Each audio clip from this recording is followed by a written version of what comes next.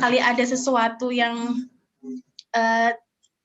tidak seharusnya terjadi karena di sini sedang cuaca buruk, sedang terjadi hujan seperti itu ya Bapak Ibu. Gimana nih Bapak Ibu, sudah siap menerima materi untuk siang hari ini? Masih semangat ya Bapak Ibu di pertemuan keempat kali ini? Nah, untuk pelatihan peningkatan budaya literasi guru dan siswa di hari keempat ini diselenggarakan oleh eGuru ID. Nah, di eGuru ID juga menyediakan program membership Bapak Ibu. Jadi Bapak Ibu yang ingin mendaftar menjadi member di eGuru ID itu akan mendapatkan berbagai keuntungan.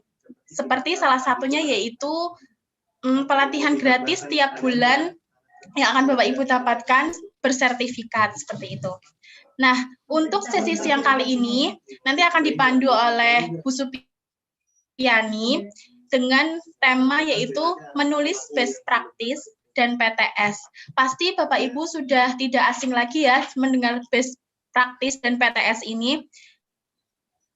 Tanpa berlama-lama, untuk susunan acara siang hari ini nanti akan dipandu oleh moderator kita, lalu disambung dengan materi, dan yang terakhir ada sesi tanya jawab. Mengingatkan juga Bapak Ibu untuk yang belum mengisi presensi, silahkan Bapak Ibu mengisi presensi terlebih dahulu. Untuk link presensi sudah kami sediakan di channel Telegram dan juga di kolom komentar YouTube. Seperti itu. Langsung saja tanpa berlama-lama, kita langsung ke moderator kita untuk siang hari ini. Silakan Mbak Susi. Baik, terima kasih Mbak Rahma atas kesempatannya. Assalamualaikum warahmatullahi wabarakatuh. Waalaikumsalam. Baik, selamat siang Ibu Supiani. Bagaimana Ibu? Apakah Ibu sudah siap ini untuk memaparkan materi hari ini, Bu? Insya Allah siap.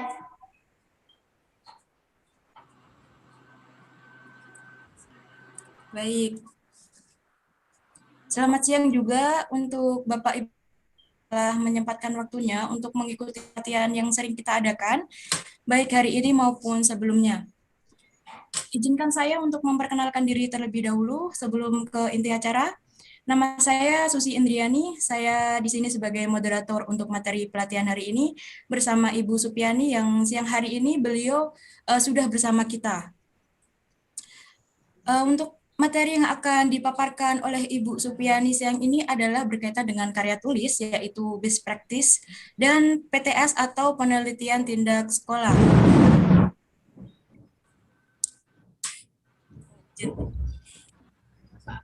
Ya, mohon maaf, ini ada suara gemuruh-gemuruh petir karena kayaknya suasana mau hujan ini. Baik, dalam best practice ini dikenal sebagai salah satu bentuk publikasi ilmiah yang dapat dilakukan oleh guru. Dan biasanya dilaksanakan pada kegiatan pembelajaran di sekolah, begitu pula dengan PTS, keduanya sama-sama berbentuk tulisan ilmiah yang digunakan dalam perbaikan proses pelaksanaan tugas melalui kajian ilmiah.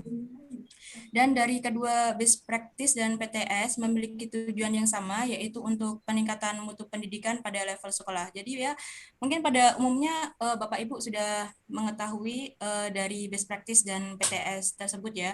Namun dalam penyusunannya masih banyak yang merasa kebingungan dengan teknik penulisan ataupun pelaksanaan PTS ini.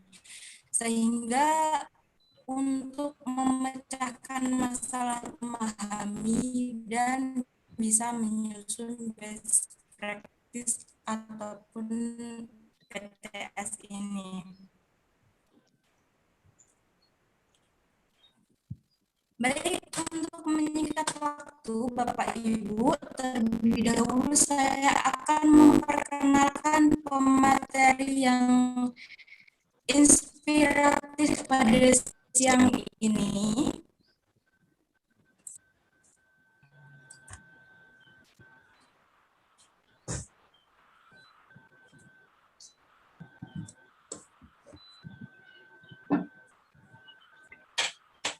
Baik, beliau bernama Ibu Supiani. SPD, tempat tanggal lahir Sei Beluru 3 Mei 1983, agama Islam, alamat Labuhan Tangga Baru, Kecamatan Bangkok, Kabupaten Rokan Hilir, Riau, nomor HP 081276226695, dengan alamat email supianijaya1983@gmail.com.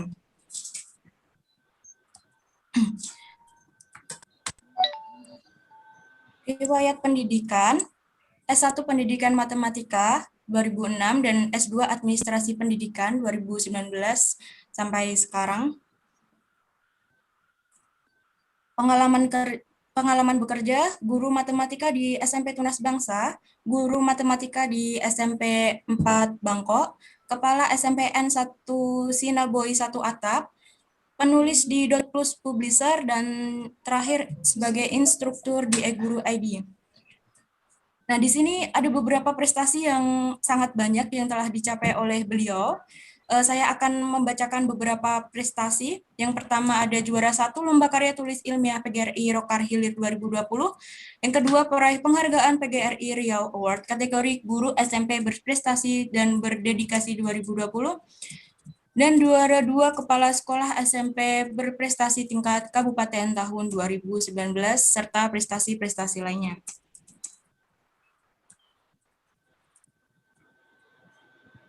Nah, mungkin bagi Bapak Ibu guru yang belum tahu bahwa pelatihan hari ini bukan pelatihan yang pertama yang pernah dibawakan oleh Ibu Supiani. Sebelumnya beliau menjadi instruktur di pelatihan pengembangan soal AKM. Namun ini pelaksanaannya pada Februari yang lalu. Dan selanjutnya Ibu Supiani juga akan memaparkan materi mengenai PTS, namun materi tersebut akan dibawakan di pelatihan yang akan datang pada bulan April. Bagi Bapak Ibu yang berminat dalam mengikuti pelatihan ini, bisa menghubungi langsung ke Ibu Supianinya ya Bu ya. Siap. Iya.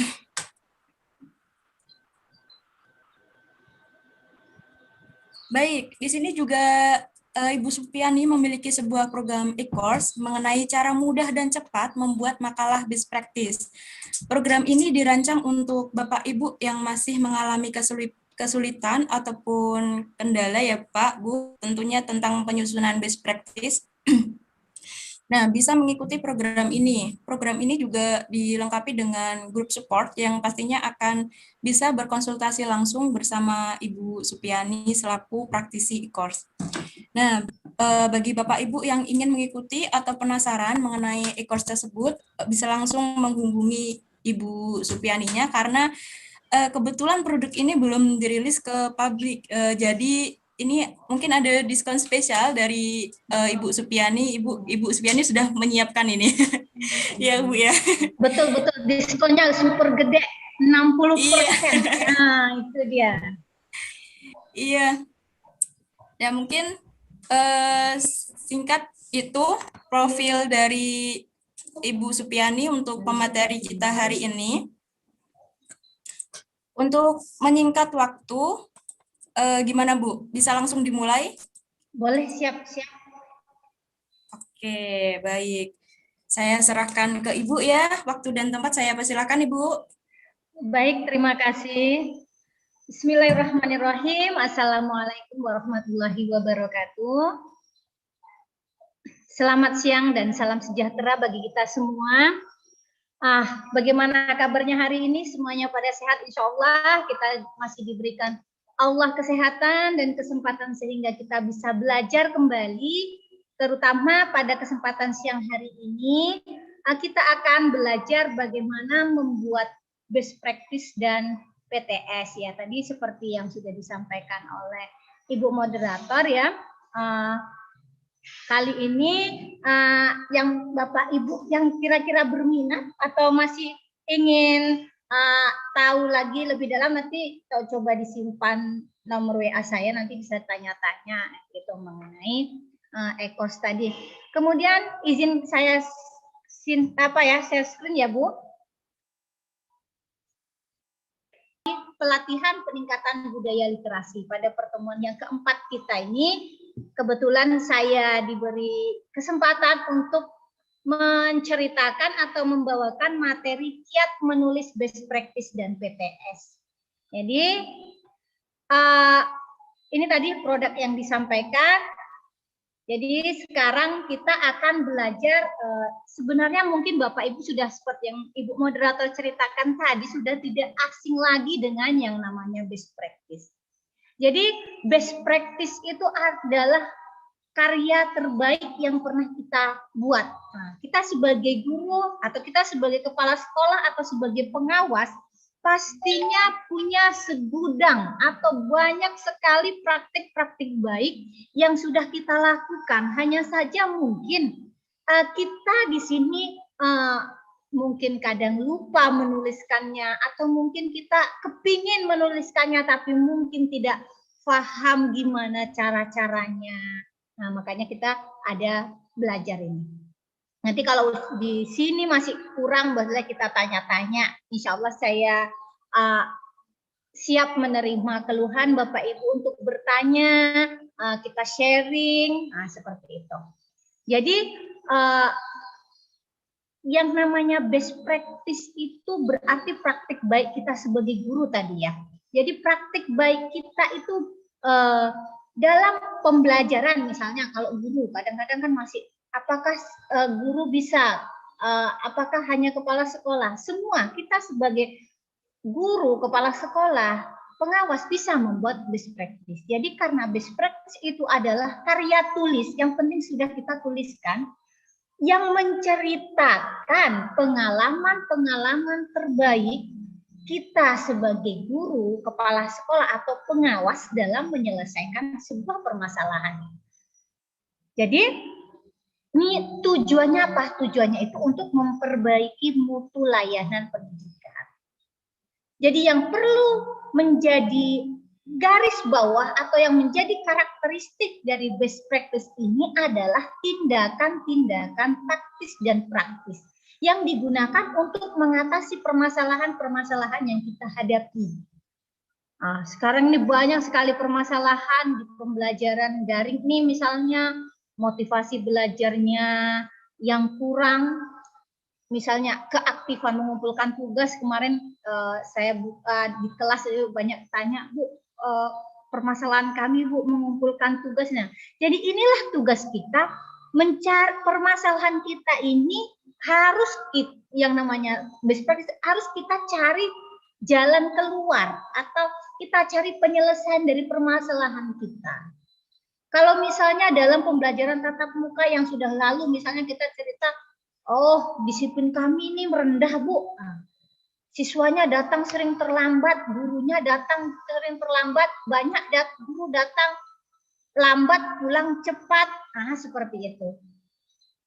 Jadi apa tindakan-tindakan yang kita lakukan untuk mengatasi permasalahan tadi, kita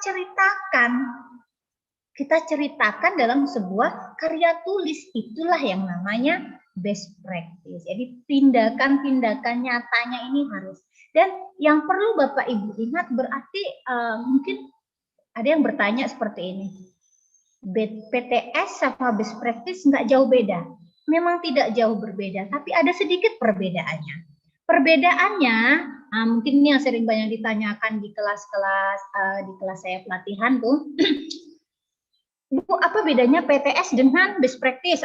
Kebanyakan bertanya mereka seperti itu. Jadi antara PTS dan best practice pada dasarnya sama-sama merupakan penelitian tindakan. Hanya saja di PTS atau PTK dia punya siklus-siklus. Kita lakukan dalam ada yang 2 siklus, ada 3 siklus, seperti itu. Sedangkan best practice tidak pakai siklus. Pokoknya kita punya permasalahan, kita buat tindakan apa, kita programkan tindakannya, lakukan penyelesaian permasalahan, kita analisis, selesai, hasilnya bagus. Nah, itu dia. Jadi itu harus hasilnya bagus atau ada peningkatan yang signifikan. Inilah yang membedakan best practice dengan PTS atau PTK. Kalau PTK, misal kita sudah melakukan perbaikan pembelajaran di kelas itu, siklus 1 belum ada perubahan, siklus 2 belum ada perubahan, siklus 3 belum ada juga perubahan. nggak mungkin kata sampai 10 siklus, mau makan waktu, tenaga yang sangat lama. Kita tutup di misalnya di siklus 3, ternyata tidak memberikan dampak. Mungkin program kita yang kurang pas dengan situasi itu atau bagaimana. Jadi kalau best practice, kalau itu walaupun tidak ada peningkatan, PTK-nya benar, PTK-nya boleh diajukan untuk naik pangkat, bisa dinilai, bukan tidak bisa dinilai, bisa dinilai. Namun kalau best practice harus ada di kesimpulan dengan penerapan teknik metode pembelajaran ini mampu meningkatkan prestasi belajar matematika sekian persen. Itu harus ada. Itulah ciri khususnya best practice. Atau misalnya kemarin kan saya ada buat penerapan kelas maya seperti kelas nyata. Harus ada. Dengan adanya penerapan ini harus ada hasil, harus ada perubahan-perubahan yang terjadi. Nah, seperti itu. Oke.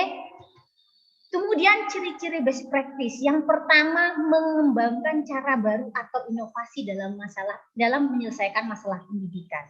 Jadi mengembangkan cara baru. Misalnya cara-cara udah ada yang dilakukan orang. Misalnya menggunakan tipe setat. Misalnya menggunakan video.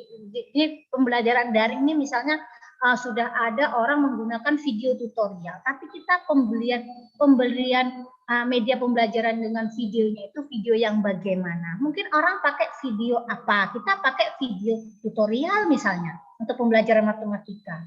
Misalnya kalau orang untuk lebih meningkatkan motivasi belajar siswa, mungkin pakai Zoom. Ternyata di siswa saya kan nggak bisa sekali diterangkan lewat Zoom, kadang-kadang sinyal macet atau dan lain sebagainya kurang, makanya itulah tadi kita kasih video pembelajaran menggunakan video tutorial misalnya. Jadi yang diterangkan gurunya bisa diputarnya berulang-ulang sehingga dia paham. Itu berarti ada cara-cara baru untuk penyelesaian masalah. Nah, kemudian ada membawa perubahan hasil yang signifikan. Yang tadi saya katakan tadi, bahwa best practice ini harus ada perubahan. Kalau tadi niatnya ingin meningkatkan kedisiplinan, harus ada perubahan ke sana. Kalau kita ingin menciptakan sekolah yang ramah anak, dengan adanya best practice dari tulisan kita itu nampak. Dari kondisi awal mungkin yang belum ramah dengan anak, fasilitasnya bagaimana, tingkah laku gurunya, perlakuan guru dan tenaga kependidikannya gimana, yang mungkin dulunya belum ramah anak, sekarang sudah ramah anak.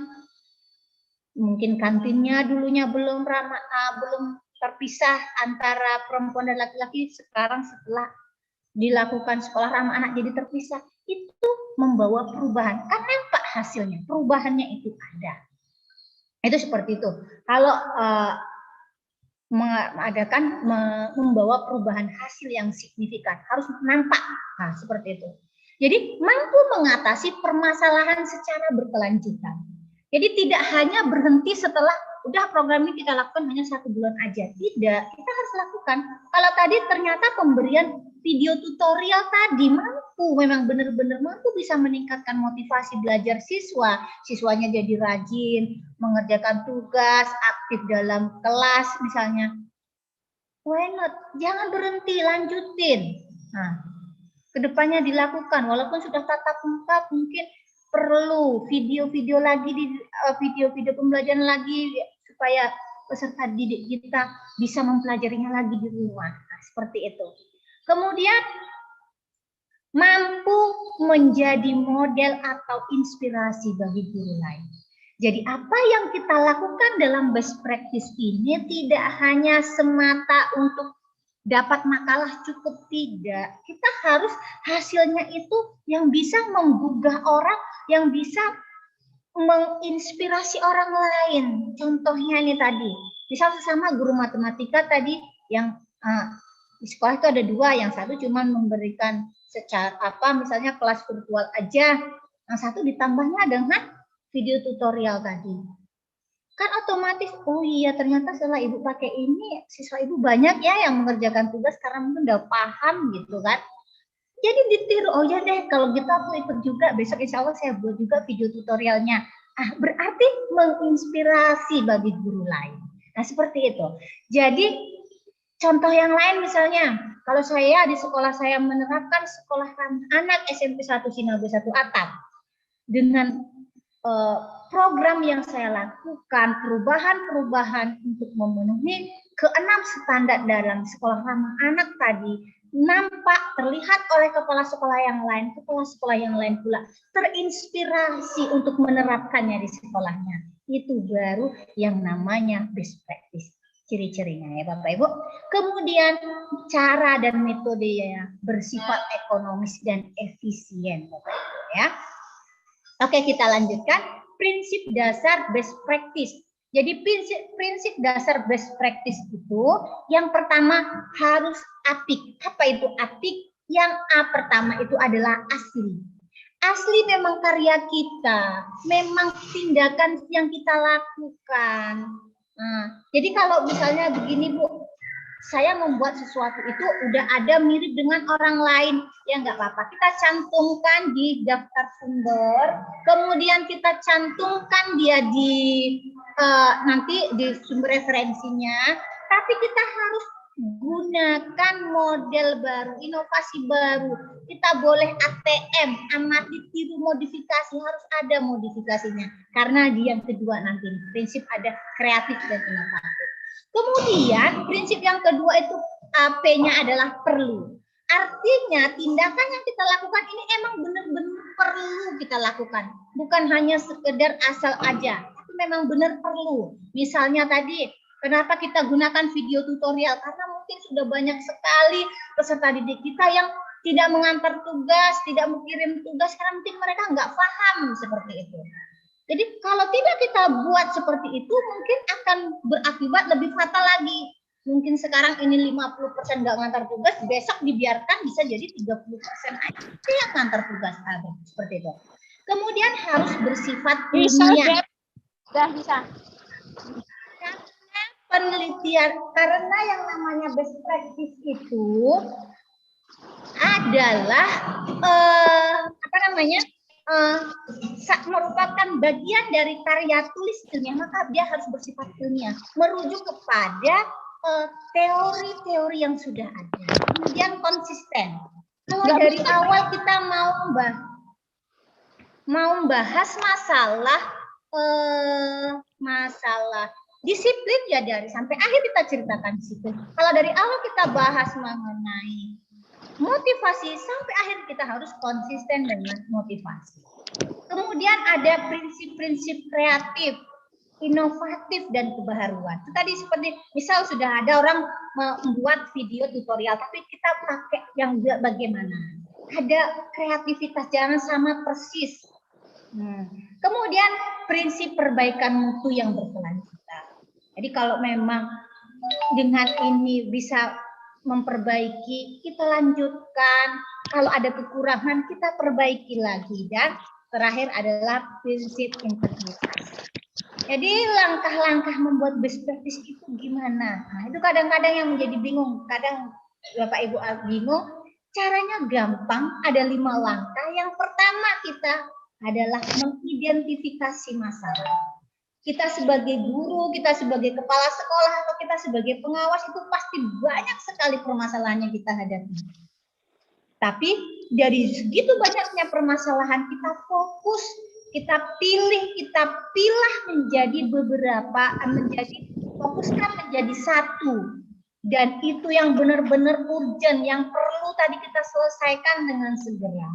Dan caranya udah dapat masalahnya. Kata Ibu mau undangan dulu, tapi kawan-kawan masih pinang, kawan undangan. Oke, bentar. Jadi kita harus mengidentifikasi masalah. Jadi permasalahan kawan-kawan dari Pinang, dia nak pergi. Kayaknya ada suara dari yang lain ini, Bu moderator. Oke, jadi mengidentifikasi masalah. Jadi tadi ya mengidentifikasi masalah, sudah kita dapatkan permasalahannya. kita cari cara yang tepat untuk mengatasi permasalahan tersebut. Misalnya nih tadi kita punya permasalahan ini, siswa ini malas mengerjakan tugas. Berarti motivasinya rendah. Motivasinya rendah, mungkin di kelas online juga kurang aktif. Jadi bagaimana cara kita untuk meningkatkan motivasi siswa tadi?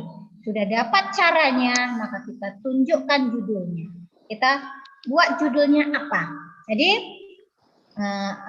misalnya nih tadi meningkatkan motivasi belajar siswa dengan pemberian video tutorial pada pembelajaran matematika kelas 7A SMP 191 Atak. Boleh seperti itu. Boleh juga seperti ini. Pemanfaatan video pembelajaran, video tutorial dalam pembelajaran matematika di SMP 191 Atak. Nggak ada peningkatan, nggak apa-apa. Di belakang, di kesimpulan nanti kan akan nampak. Jadi pemanfaatan saja juga sudah bagus. Ya, kadang-kadang kita takut kok sama persis dengan PTK seperti itu. Tidak apa-apa. Kalau mau langsung dibuat pemanfaatan video tutorial dalam pembelajaran matematika di SMP ini. Boleh, nah, seperti itu. Itu tadi langkah pertama. Langkah kedua, kalau judul kita sudah dapatkan, kita cari sumber. Kita cari referensi. Karena kita ini kan menulis ilmiah. Nah, kayak tulis ilmiah harus punya sumber. Teori-teori yang kita harus cari. Sudah dapat teorinya, buku-buku sumber, kemudian kita merancang program. Tadi programnya apa? Kalau kita memberikan video tutorial, bagaimana nanti yang keempat pelaksanaannya? Kalau tadi misalnya contohnya mau penerapan SRA, berarti ya merencanakan program SRA memenuhi 6 standarnya. Melaksanakan programnya ya melaksanakan apa yang mau kita rencanakan tadi. Baru langkah yang kelima, menganalisis hasil. Jadi nanti kan ada bab hasil penelitian dan pembahasan. Jadi kita analisis, benar enggak pemberian video pembelajaran ini tadi memberikan dampak positif atau hasil yang positif. Benar enggak? Tadi kan judul kita meningkatkan motivasi ya, inginnya meningkatkan motivasi. Benar enggak motivasinya siswanya naik? Dari mana kita tahu? Dan kita lihat motivasinya di keadaan awal gimana, kita bandingkan dengan motivasi di keadaan akhirnya gimana. Jadi untuk mendapatkan motivasi kita harus menyediakan instrumen atau lembar observasinya. Nah, jadi itu alatnya kita di merencanakan tadi, kita harus sudah merencanakan program tadi kalau kita udah disiapkan. Kalau misalnya tadi kepala sekolah mau buat SRA tadi, udah merencanakan program, melaksanakan, menganalisanya bagaimana? Menganalisanya, ya kan dan apa? Tadinya mungkin WC-nya masih kurang sesuai kita sekarang sudah terpenuhi. Kantin yang tadinya masih menyatu antara pria dan wanita sekarang sudah terpisah seperti itu. Itu akan kelihatan. Jadi sistematika penulisan best practice ya sama dengan penulisan karya ilmiah lainnya. Ada halaman judul, lembar pengesahan, lembar pernyataan keaslian, kemudian ada kata pengantar, abstrak, daftar isi, daftar tabel, daftar gambar, lampiran.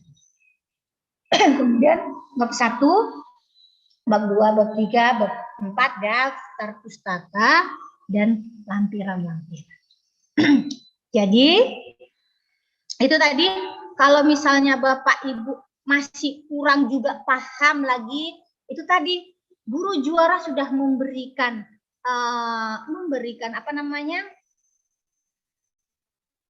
suatu terobosan baru, ada ekos namanya cara mudah dan cepat membuat makalah best practice.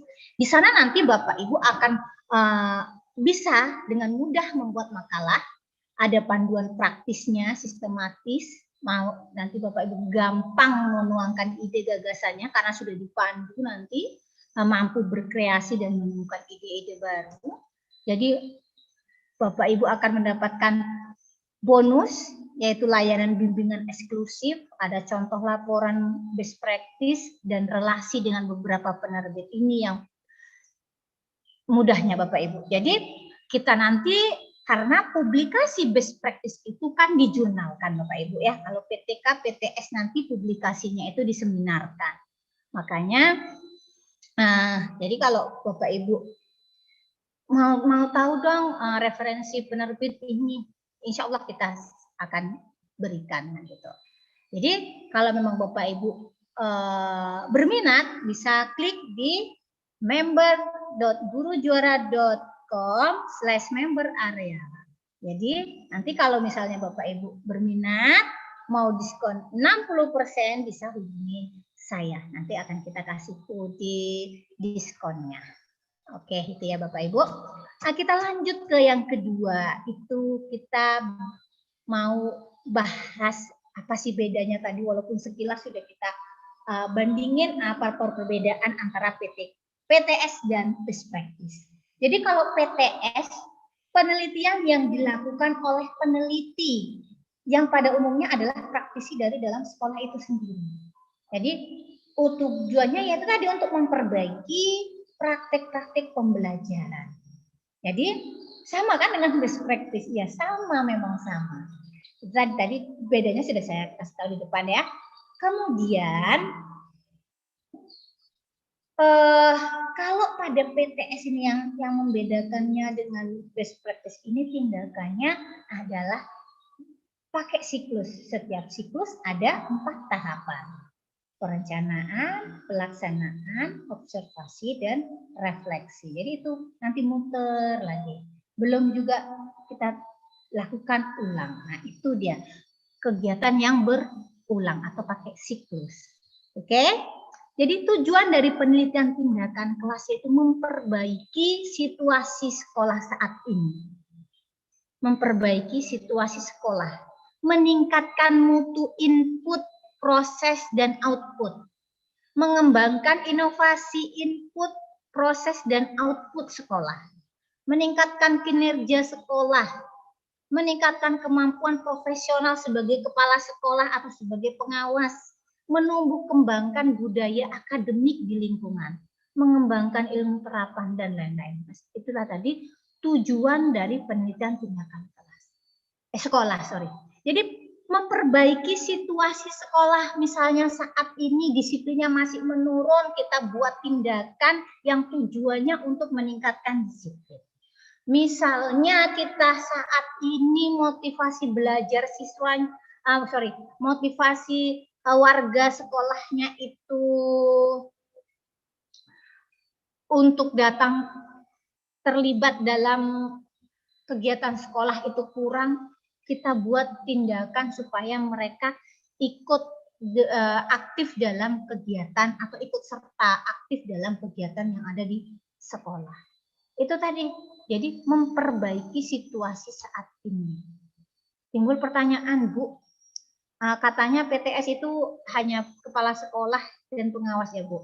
Kalau PTS ada di beberapa literatur saya baca itu adalah yang dilakukan oleh kepala sekolah atau pengawas. Jadi kalau pengawas ini punya, tapi kalau apakah guru, ada juga di bagian literatur yang saya baca bahwa guru juga bisa melakukan tindakan penelitian sekolah.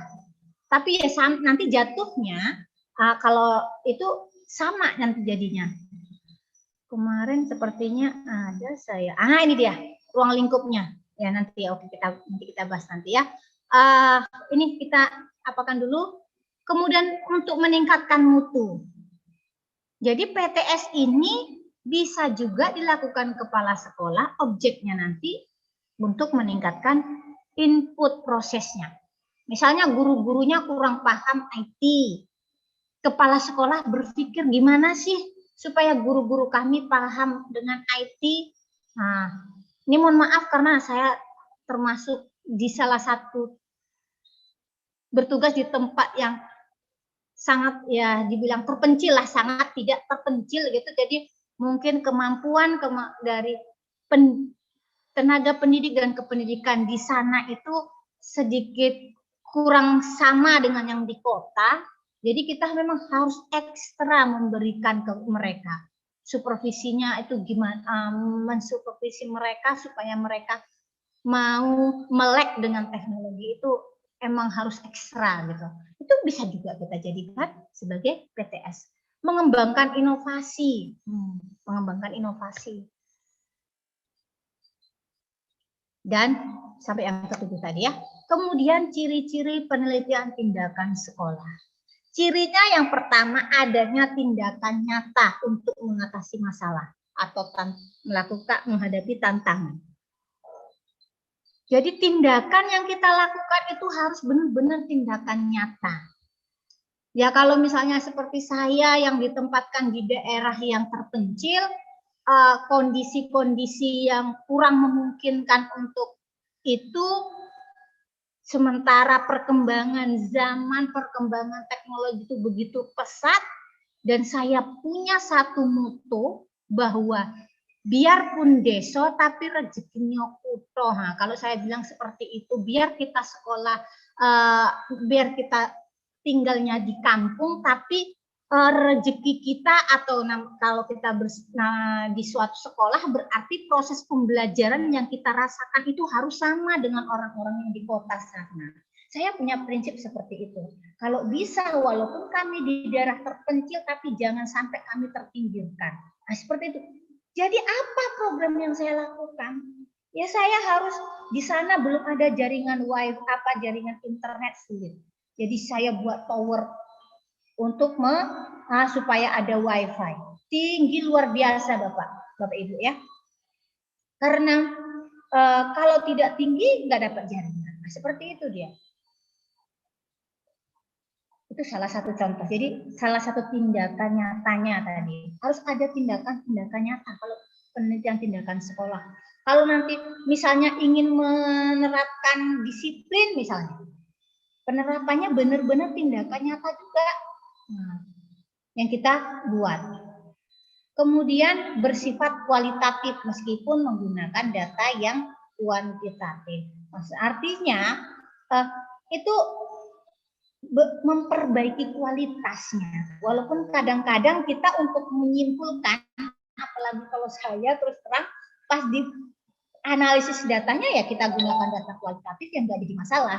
Namun intinya yang namanya PTS itu untuk meningkatkan kualitas.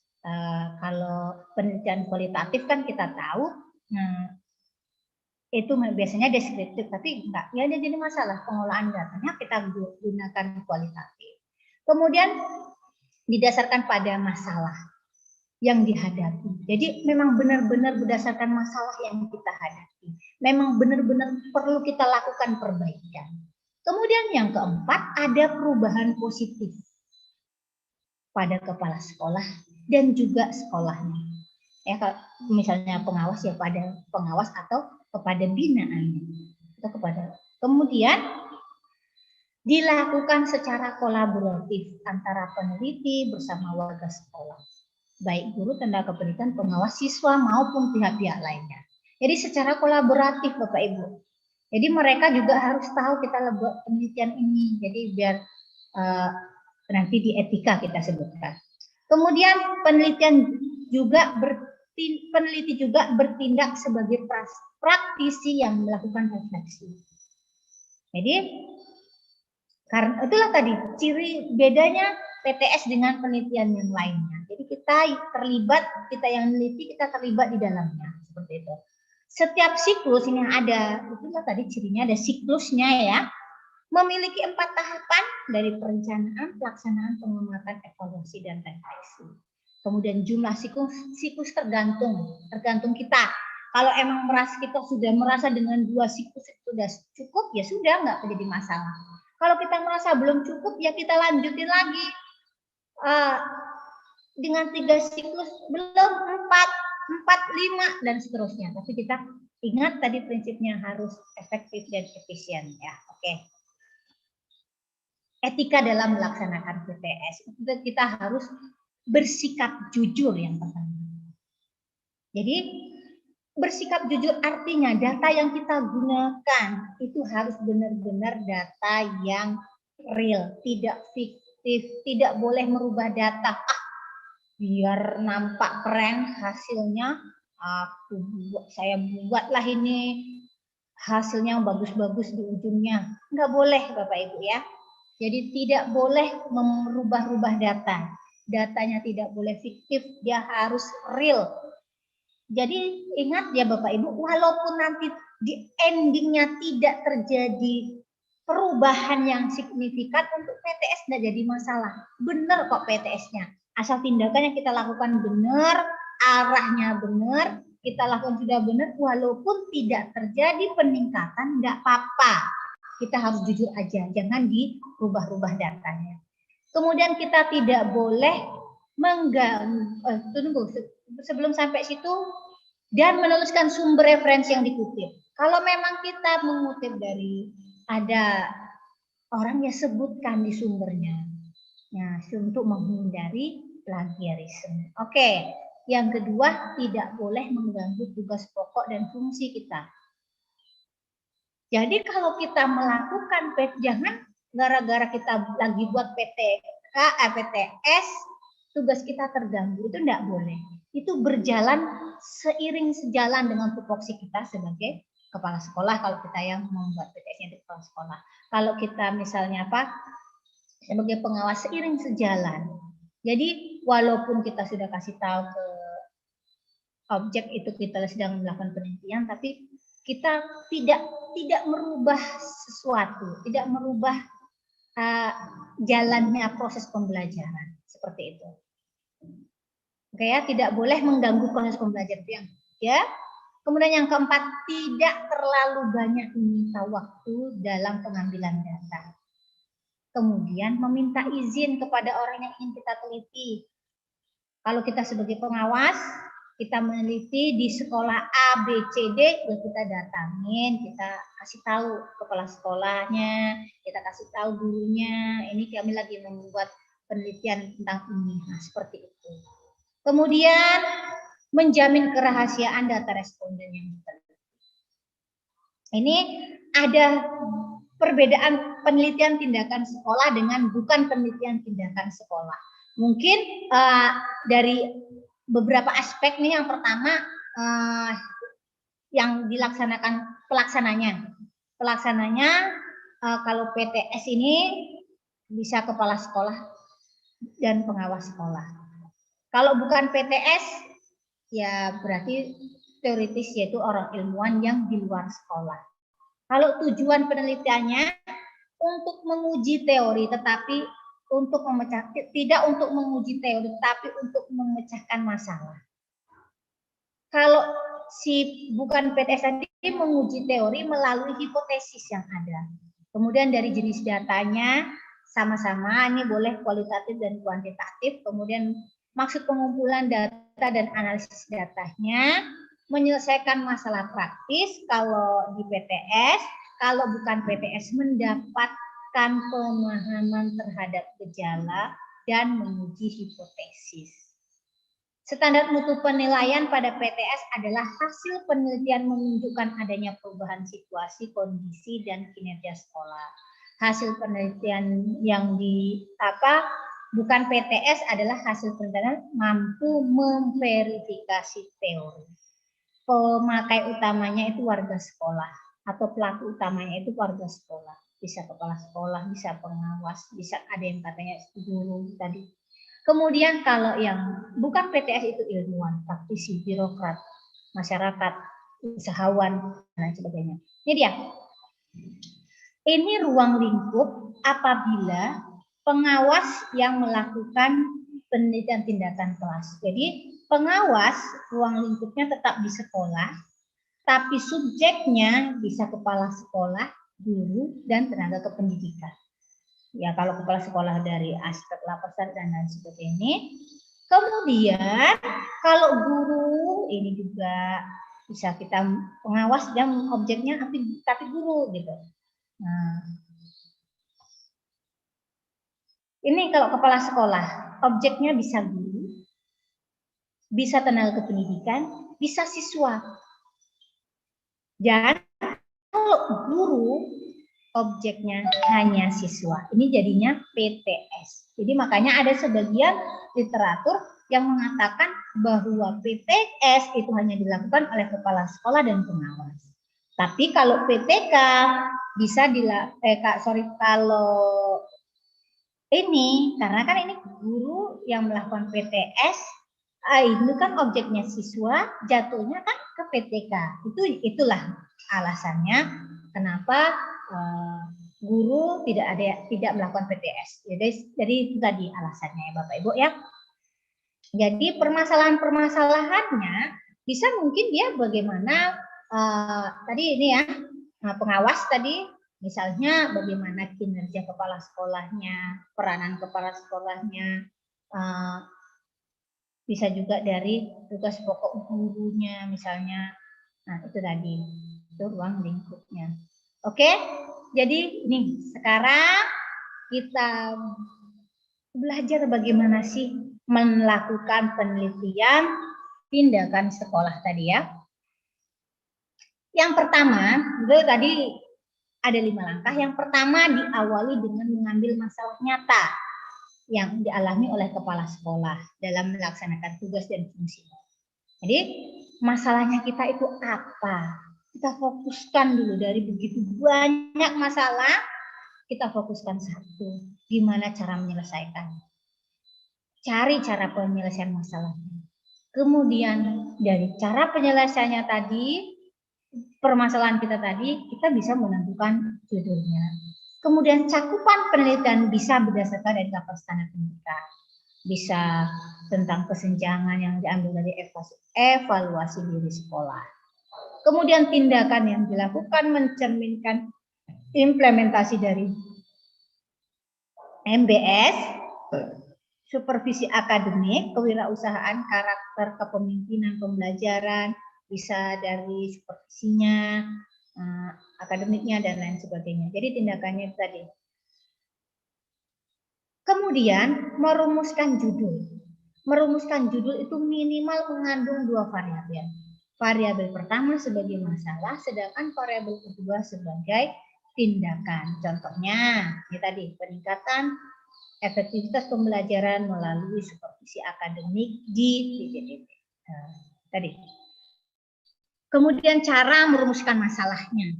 Kalau kita sudah dapatkan judul, kita harus bisa merumuskan masalah. Jadi rumusan masalah itu biasanya menggunakan kata tanya.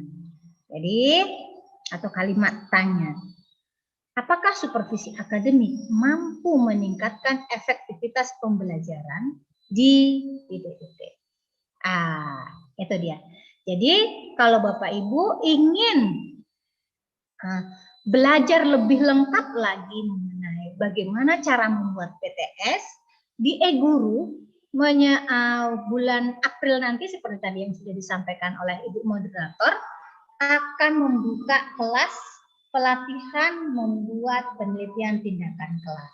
Jadi kalau Bapak Ibu mau ke sana, mau ikut gabung, nanti Bapak Ibu akan mendapatkan e-sertifikat 32 jam, ada undangan, ada rekap kehadiran, ada template pengembangan diri, ada banyak kumpulan PTS yang akan kita dapatkan. Jadi kalau yang belum gabung jadi member bisa gabung jadi member. Kalau memang mau ikut pelatihannya boleh, nanti bisa japri ke saya juga boleh.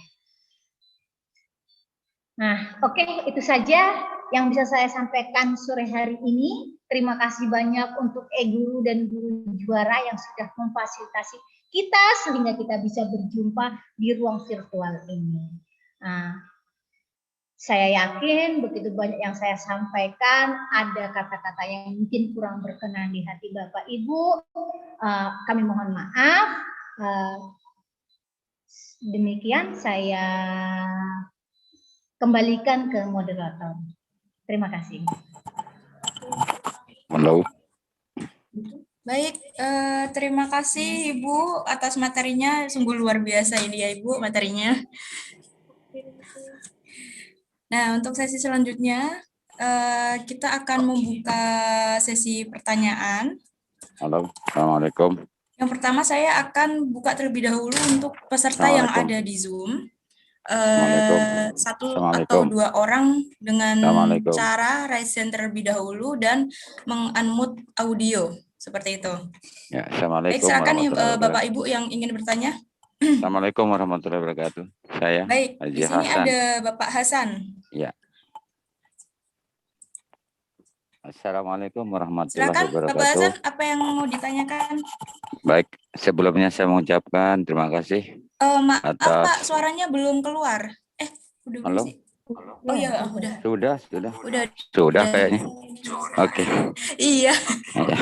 saya lupa. Oke. Assalamualaikum warahmatullahi wabarakatuh. Waalaikumsalam warahmatullahi wabarakatuh. Baik, terima kasih atas dari Ibu pemateri. Tadi yang disinggung adalah PTS, ya tentu untuk kepala sekolah, Bu, ya. Nah, saya kebetulan sudah jadi mantan kepala sekolah gitu. Seingat saya dulu saya kepala sekolah, saya berada di lokasi yang dimana internetnya itu nggak bisa masuk sama sekali. Itu dikelilingi oleh gunung semua, Bu. Dan dikelilingi hutan. Bayangkan sulitnya. Sehingga langkah saya dulu membuat guru saya supaya bisa IT. Sampai saya memesan radio ke Amerika itu, Bu. Supaya bebas, ya. Dan alhamdulillah gurunya lumayan sudah mulai. Kemudian pindah ke sekolah lain. Saya menerapkan setiap ruangan saya siapkan 1 meja komputer dan 1 LCD gantung di setiap ruangan kelas semua. Dan semua guru itu saya sampaikan, Bapak Ibu hanya bermodalkan flash disk. Materi tinggal ngeling karena saya menggunakan dulu melempar sampai saya membayar internet itu per bulan waktu itu 2010 saya kepala sekolah. Saya mulai 2009 sampai 2015 itu sampai bayar internetnya itu 1 giga, Bu, kekuatannya. Sampai radiusnya 1 kilo tuh. Karena ada TU guru yang berumah di radius itu supaya tetap bekerja. Nah, itu yang cuman saya tidak menulis, tapi saya membaca situasi dan merubah. Nah, gitu. Itu yang saya lakukan. Namun yang saya tanyakan sekarang, saat ini saya guru, Bu. Nah, kalau saya mengajar dengan video, justru murid saya bisa buat video. Nah, yang saya lakukan kemarin, saya mencari solusi bagaimana anak itu giat belajar dan mau belajar. Nah, pertama kemarin di new normal. Waktu new normal, saya materi statistik. Apa yang saya lakukan?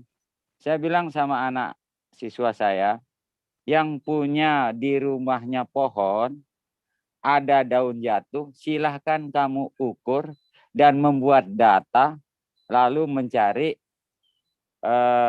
rataan hitung pemusatan data, baik data tunggal maupun data kelompok, dan tolong divideokan. Dia videokan malah kegiatan dia. Jadi kalau saya ngajar pakai video, malah siswanya udah bisa buat video gitu.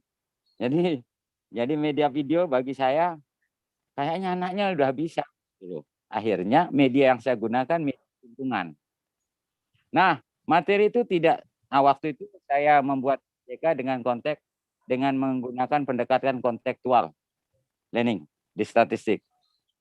Pada semester berikutnya, sampah itu saya gunakan lagi sama media ngajar, Bu.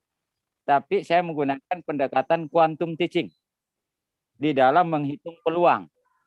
Tetapi bedanya sampahnya bervariatif. Apakah hal ini termasuk dari kategori terobosan baru dalam membangun kiat anak? Karena selama ini kalau kita menggunakan tanpa IT dikatakan tidak maju. Saya justru condong bagaimana anak itu melahirkan kekuatan dalam dirinya untuk membuat suatu tindakan oleh dirinya dan merubah daripada sikapnya dan dapat merubah kemampuan intelektualnya dan perilakunya Karena guru itu punya tugas 3, seperti yang saya tulis dalam buku saya, kemampuan yang dimiliki guru. Dan alhamdulillah sudah keluar dan sudah ber-ISBN, Bu. Judulnya kemampuan dimiliki guru. Di situ saya terapkan ada 4 fungsi guru utama. Sebagai pengajar, maka menguasai ilmu pengetahuan. Sebagai pendidik, harus dia memiliki perilaku sebagai contoh. Sebagai pelatih, dia harus memiliki kemampuan dari segala segi. Sebagai inovator, harus mampu melihat situasi keadaan di dalam dia memberikan pengajaran. Karena itu yang saya maksudkan. Sehingga seorang guru harus memiliki sikap dasar 4. Itu yang saya naikkan. Nah, dari yang saya sampaikan tadi, apakah tindakan-tindakan seperti itu bisa kita kategorikan sebagai kemajuan dalam proses KBM? Saya kira itu. Dan andaikan ada cara lain, saya juga mau tambahan, Bu. Karena saya punya sisa waktu, Bu. Jadi guru ini tinggal 5 tahun. Saya usianya 55 sekarang. Tapi saya tidak mau ketinggalan. Gitu. Nah, terus memacu diri, usia senja adalah usia kamu mengakhiri suatu karyamu yang terbaik sebelum malam tiba pada waktumu. Demikian, Bu. Terima kasih. Assalamualaikum warahmatullahi wabarakatuh.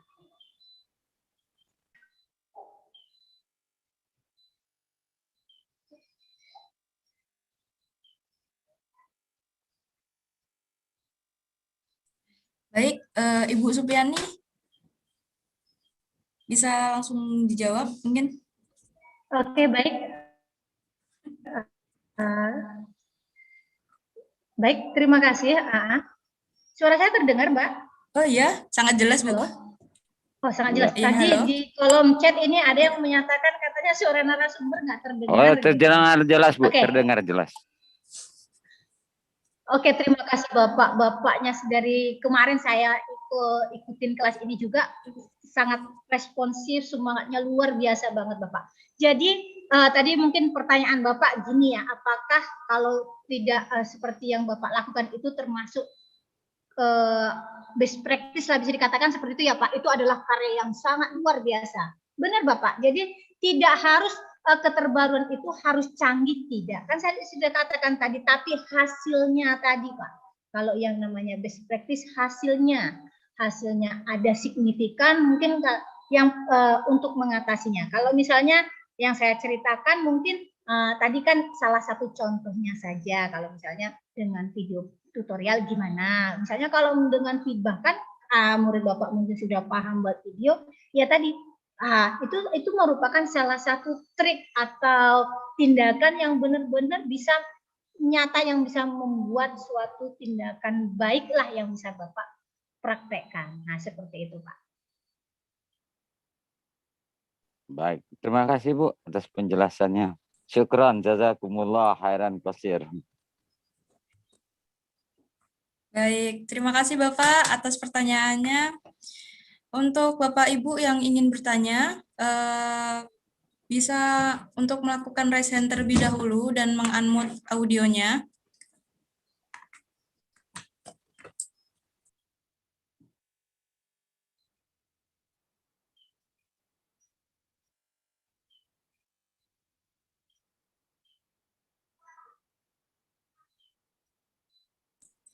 Bagaimana Bapak Ibu?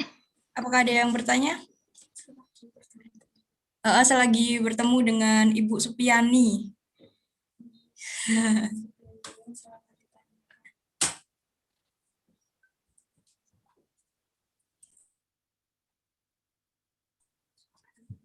Atau bagi yang terkendala sinyal, jika ingin bertanya bisa ditulis di kolom chat sebelah di Zoom.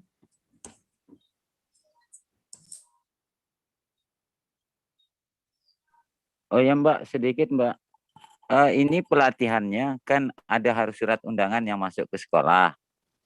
Kemudian sebagai ya. Terus apa format yang harus kami isi yang oleh kepala sekolah supaya kegiatan saya ini tidak dikatakan di luar daripada tugas sekolah gitu. Itu saya Bu. Makasih. Ya Mbak, kok Ibu sorry ya Mbak. Assalamualaikum. Waalaikumsalam.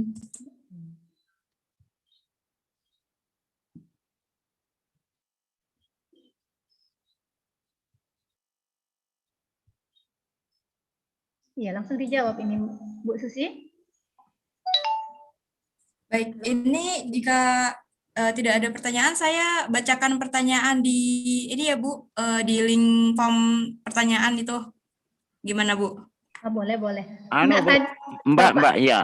Iya, saya kan meminta supaya Mm-mm. resmi kegiatan ini saya ikuti, Mm-mm. supaya dikirimkan kita format untuk izin dari kepala sekolah yang dia tulis.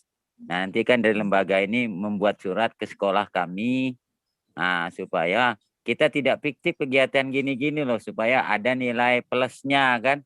Kebetulan saya kan masih golongan 4A saya Bu, sudah 17 tahun.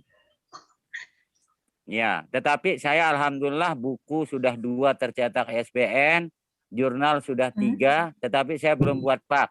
Cuman mau saya kegiatan saya tidak fiktif gitu aja sih Mbak, supaya disampaikan ke panitianya. Ya, hanya Oke. itu. Iya, iya. Oke, ya. Iya, Pak. Oke, baik Pak. Kalau biasanya kegiatan di EGU itu ada surat undangan resminya nanti Pak. Ada undangan dikirim, rekap presensinya nanti, sertifikat itu nanti sekali dikirim nanti Pak.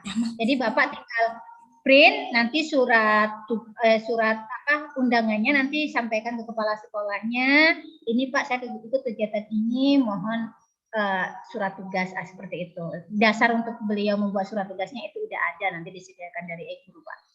Ya baik, terima kasih Bu.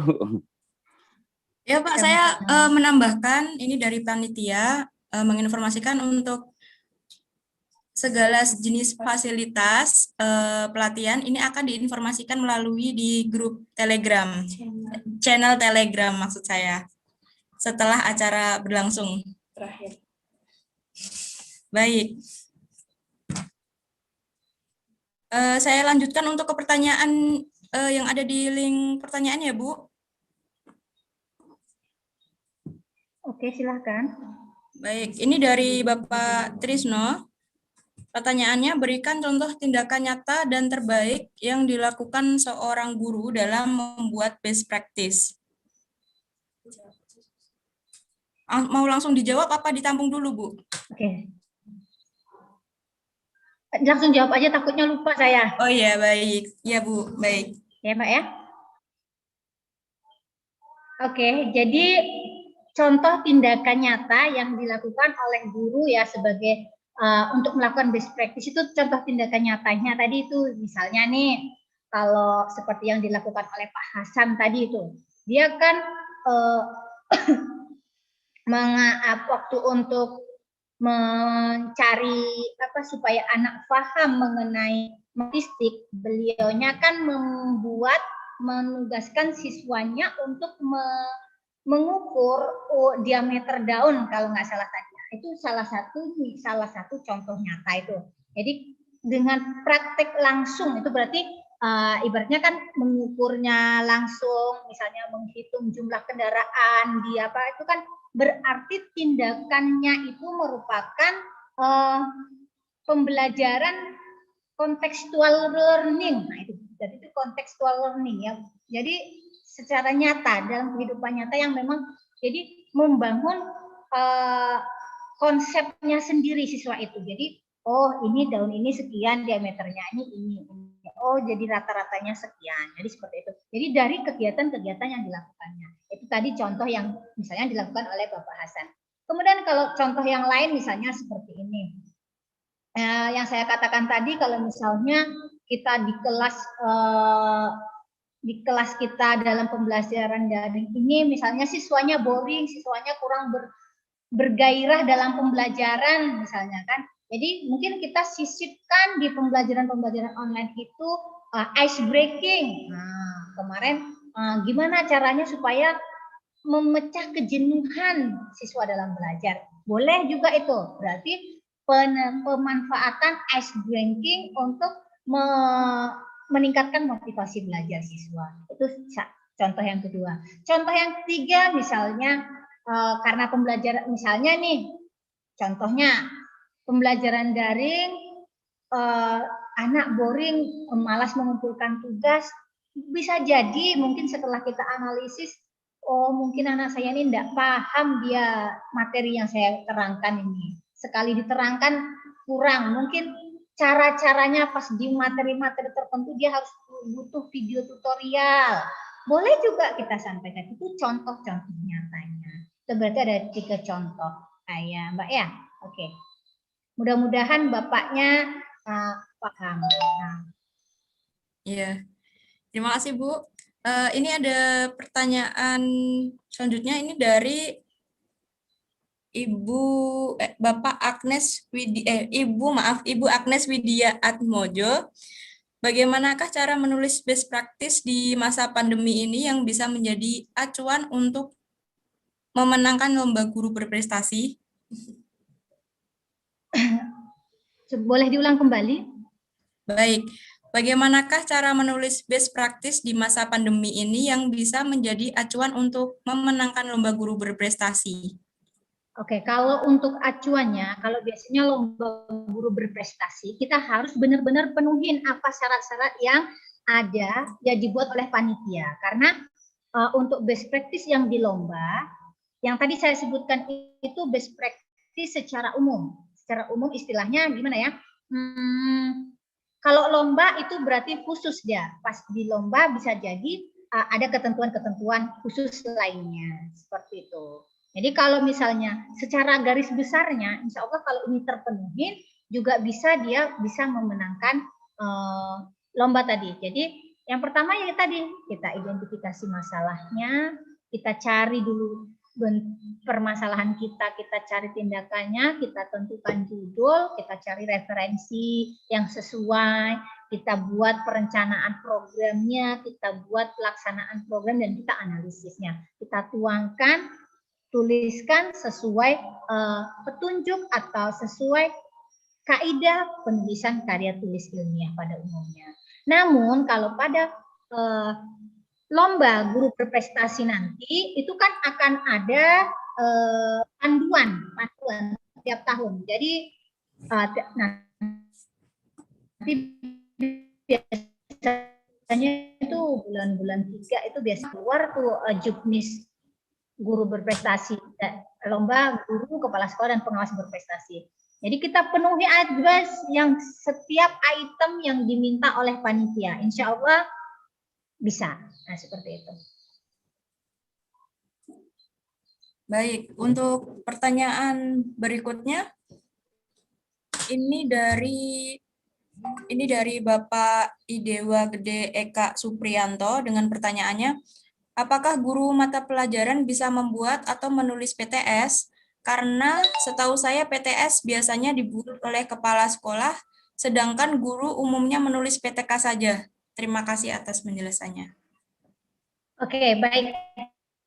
Seperti yang saya katakan tadi, dari beberapa literatur sebenarnya kalau yang namanya guru mata pelajaran membuat PTS-nya berarti ya PTK. Jadi dengan kata lain yang namanya guru yang buatnya ya PTK. Nah, seperti itu. Karena kalau kita lihat tadi yang sudah saya sampaikan tadi di depan bahwa PTS-nya guru, objeknya hanya siswa. Objeknya hanya siswa dengan materi-materinya ya sekitar bagaimana dia di dalam kelas. Jadi jatuhnya ya ke PTK.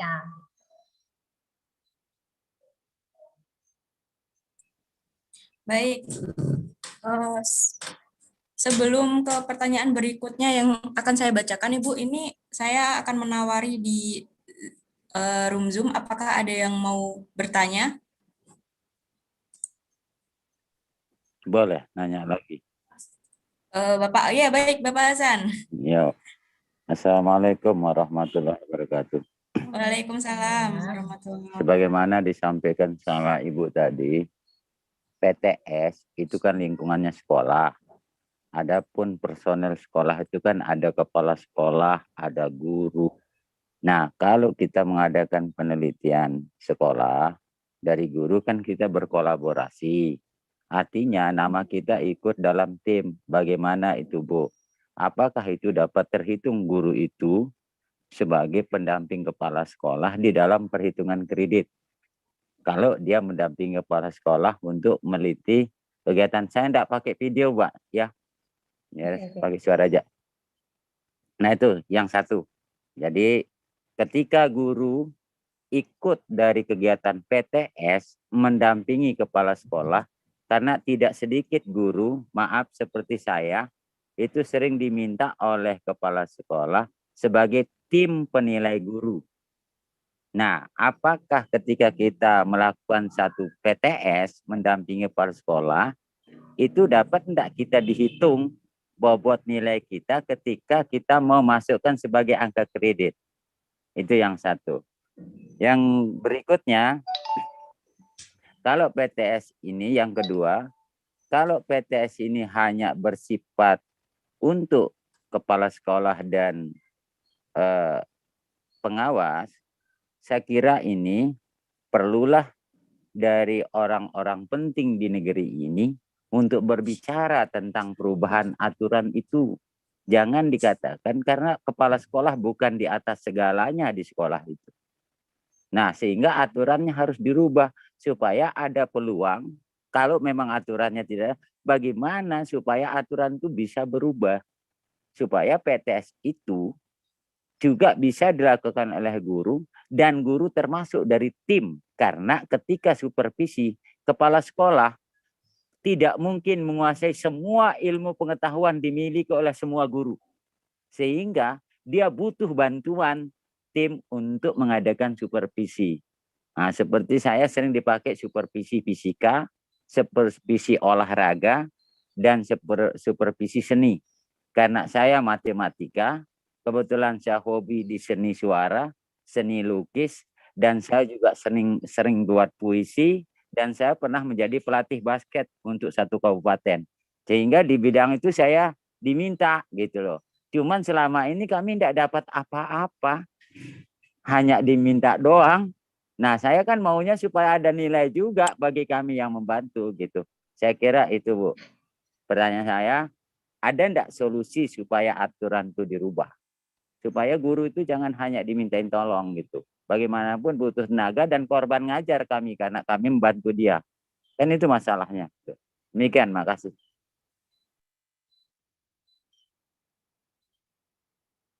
Baik, Bapak terima kasih atas pertanyaannya, Bapak. Gimana Ibu, mau langsung dijawab? Oke. Baik, terima kasih Bapak atas pertanyaannya. Yang pertama, jika seorang guru berkolaborasi dengan kepala sekolah atau sebaliknya ya, kepala sekolah meminta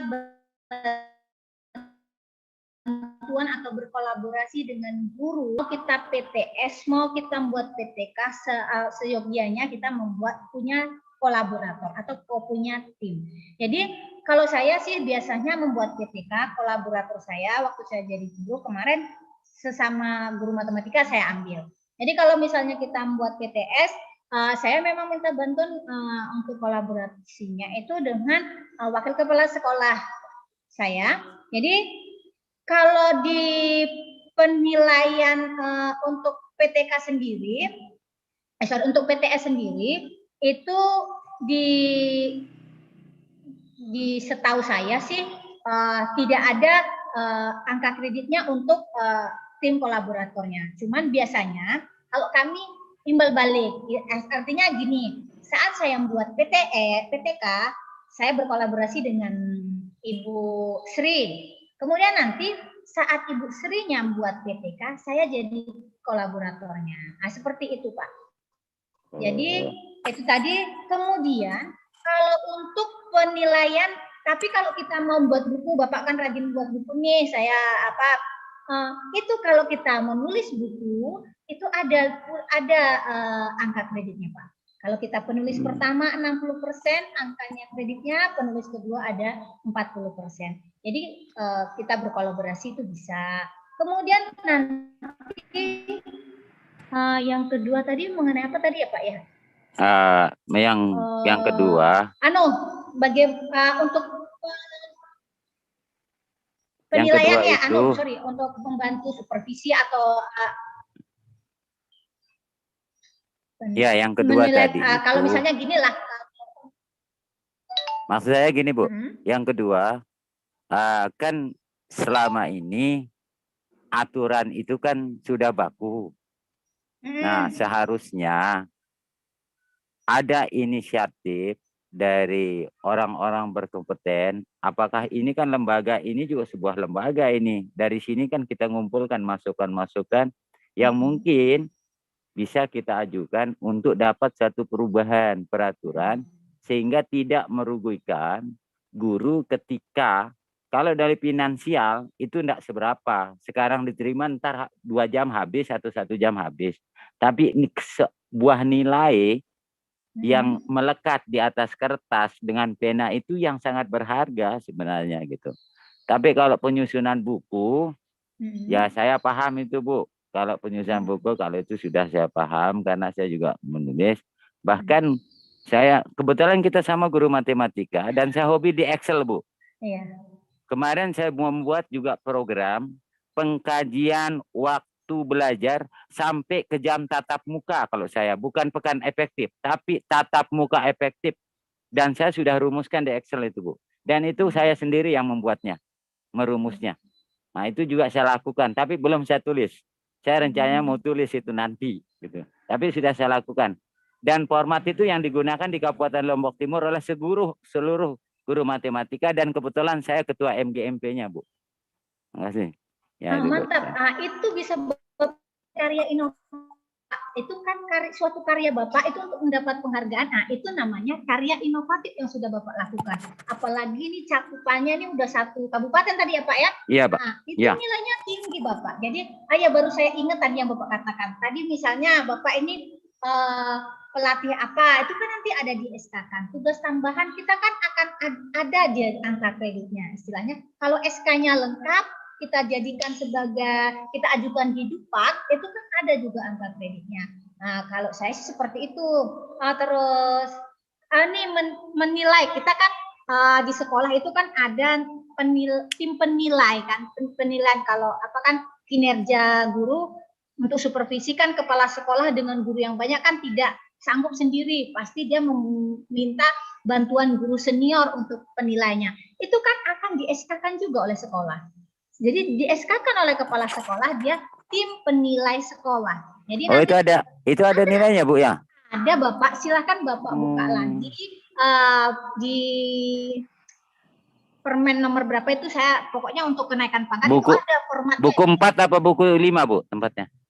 Kalau enggak salah itu kalau buku 4, buku 5 itu kan bagaimana buku, modul dan sebagainya. Jadi kalau enggak salah yang di permen nomor berapa itu yang kita mengisi PKG, ada Dupak di situ dia. Panduan penulisan Dupak nanti Bapak lihat di situ. Ya. Itu nanti akan nampak. Jadi tim penilai sekolah juga ada. Jadi ada angka kreditnya. Yang penting di SK-kan oleh kepala sekolah. Kan Bapak termasuk guru senior di sana. Jadi itu tadi, kalau misalnya Bapak pelatih, apalagi tadi pelatih basket tingkat kabupaten, itu ya harus ada. Sedangkan kita tugas tambahan kita di sekolah aja kita bisa ajukan kok. Jadi seperti itu Pak. Jadi kalau ada event, kegiatan, itu kan berarti kegiatan yang bersifat nggak rutin, itu pun ada poin-poinnya nanti Pak. Jadi Bapak maksud saya Bu, saya ditugaskan supervisi guru olahraga itu karena saya mantan. Gitu, jadi banyak tahu gitu. Betul. Jadi itu tadi kalau kita jadi kita sedikit dulu Bu. Ya. Saya sampai hari ini belum paham buat PAK. Saya dablok buat PAK karena hobi saya menulis, ngurus PAK nggak pernah. Oh, jadi kalau Bapak masih ke 4A Pak. Ini 4A mau ke 4B ya Pak ya? Betul, saya mau ke 4B. Kalau 4A ke 4B, kalau saya rasa yang berat-berat Bapak udah lewat. Yang berat-berat itu buat jurnal sudah, buat buku sudah.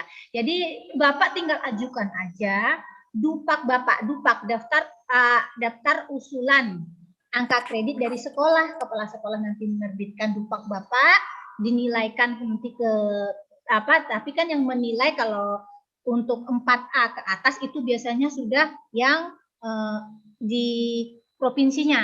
Nah, di provinsinya, di regional, nanti di sana di LPMP atau apa gitu kan nanti dinilai di sana. Jadi Bapak ajukan, sayang dong udah 17 tahun kebanyakan orang yang lama naik pangkat karena tak tahu nulis, tapi bapaknya kan tahu nulis seperti itu. Jadi sayang sekali gitu.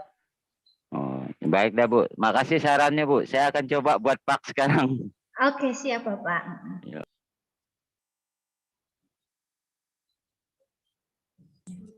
Baik, terima kasih Pak Hasan. Cukup ya Pak pertanyaannya. Sebelum untuk ke pertanyaan selanjutnya, ini panitia mengingatkan untuk presensi kehadiran, link sudah disediakan di channel Telegram e-Guru dan di channel YouTube yang sudah disematkan. Bagi Bapak Ibu yang belum presensi, silakan di presensi terlebih dahulu. Baik, Ibu, ini saya akan melanjutkan pertanyaannya di sini dari Ibu Sri Husni Hayati Dwi Putri. Bertanya, jika dilihat dari jumlah halaman, berapakah jumlah halaman minimal dan maksimal untuk PTK, PTS, dan best practice? Oke, baik, terima kasih. Jadi kalau untuk jumlah minimal halaman itu sebenarnya tidak ada batasan, tapi biasanya itu sekitar 30 sampai 40. Jadi nampak bagus ya ukurannya A4, itu seperti itu. Jadi kalau misalnya kurang dari 30 sebenarnya ya boleh saja. Apalagi tapi nanti kalau misalnya yang seperti kadang kalau best practice kan untuk lomba. Kalau lomba kadang ada dibatasi Mbak sesuai dengan ketentuan panitianya sendiri. Kalau misalnya tidak boleh lebih dari 20 halaman, kadang ada juga yang membatasi seperti itu. Jadi kalau memang tidak untuk lomba itu tidak ada batasannya. Jadi kalau tidak untuk lomba itu biasanya sekitar 30 sampai 40 lain dari lampiran-lampiran. Nah, seperti itu. Baik, terima kasih Ibu. Tadi sepertinya ada yang resen dari Ibu Hani Aza. Silakan Ibu.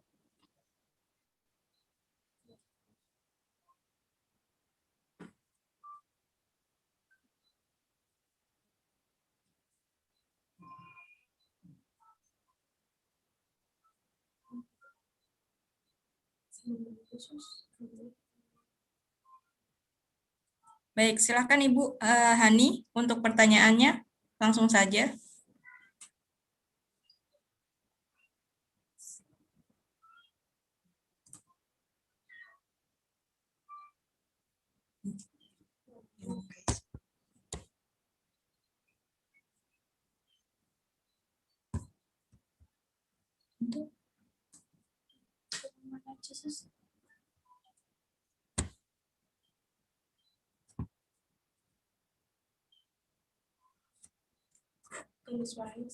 Atau mungkin kalau terkendala jaringan bisa diketik di kolom chat Ibu.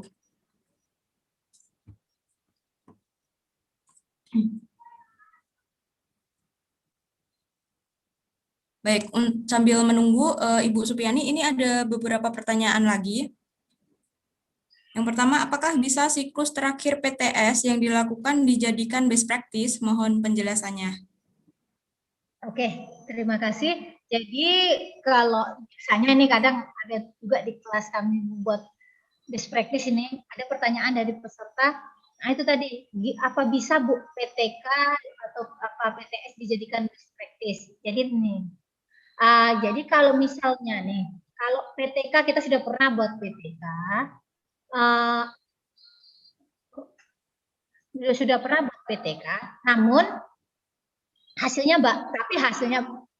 bagus, jadi bisa kita pakai itu sebagai kita jadikan best practice. Caranya, saat biasanya kita ceritakan setiap siklusnya, kita tidak usah di dalam best practice. Misalnya keadaan awalnya begini dan di siklus terakhir hasil akhirnya seperti ini. Jadi kita analisis, oh ya ada peningkatan, ya boleh seperti itu. Oh gitu. Baik, ini ada pertanyaan lagi Bu. Dari Iwayan Yudana, apakah perbedaan antara best practice dan PTK terutama dilihat dari waktu pelaksanaan, urgensi masalah yang diteliti, teknik pelaksanaan, dan kebermanfaatan untuk perbaikan mutu pembelajaran.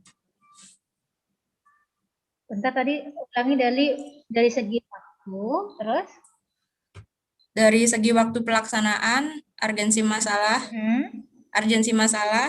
yang diteliti, teknik pelaksanaan, teknik, dan kebermanfaatan untuk perbaikan mutu pembelajaran. kebermanfaatan. Oke, baik.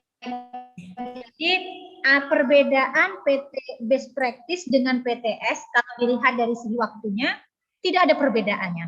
Kalau dilihat dari urgensinya juga tidak ada perbedaan karena keduanya baik dari segi waktu dulu ya, dari segi waktu kita melakukan PTK, PTS ataupun best practice itu tergantung kita. Istilahnya waktu lamanya kita melaksanakan proses itu kan tidak ada batasan. Jadi sama-sama tidak dibatasi. Jadi tidak ada perbedaan waktu antara keduanya.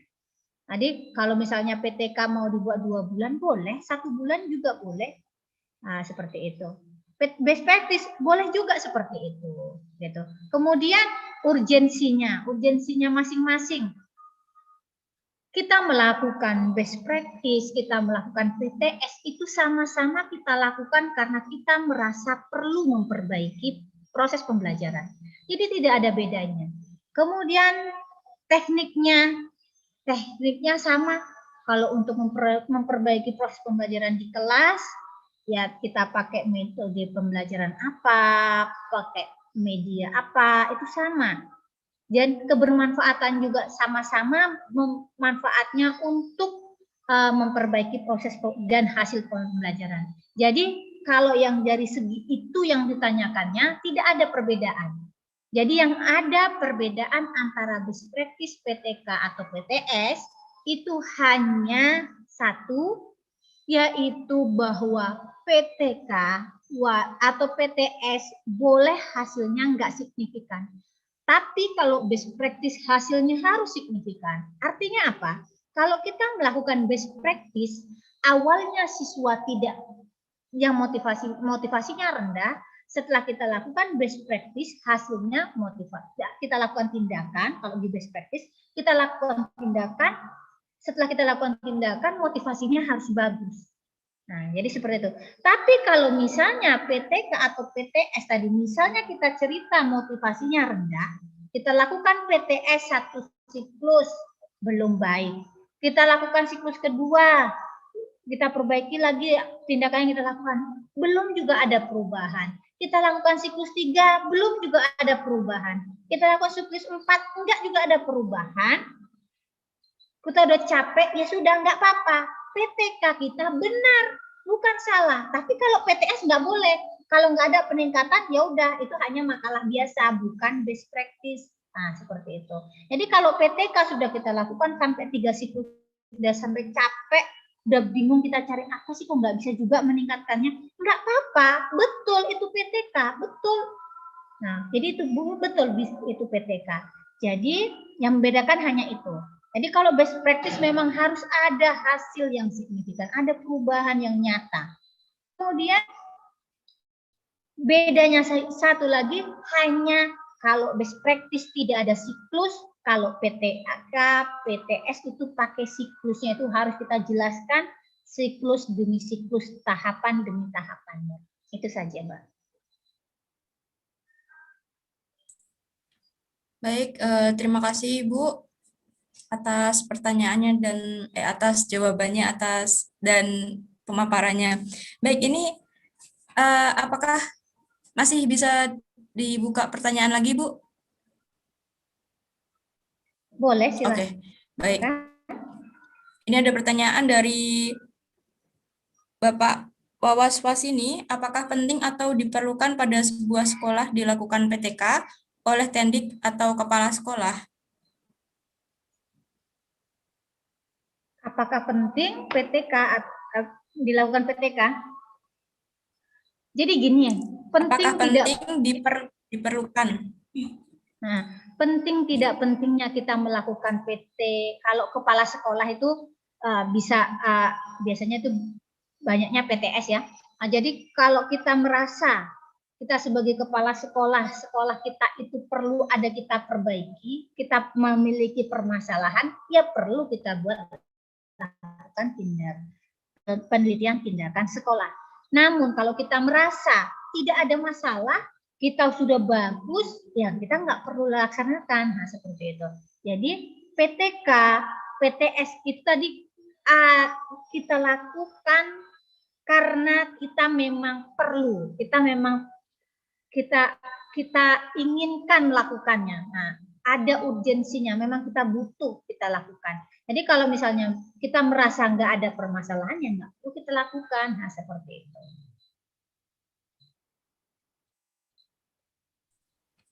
Baik Ibu.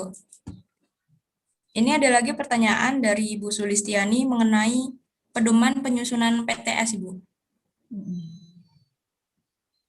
Pedoman penyusunan PTS.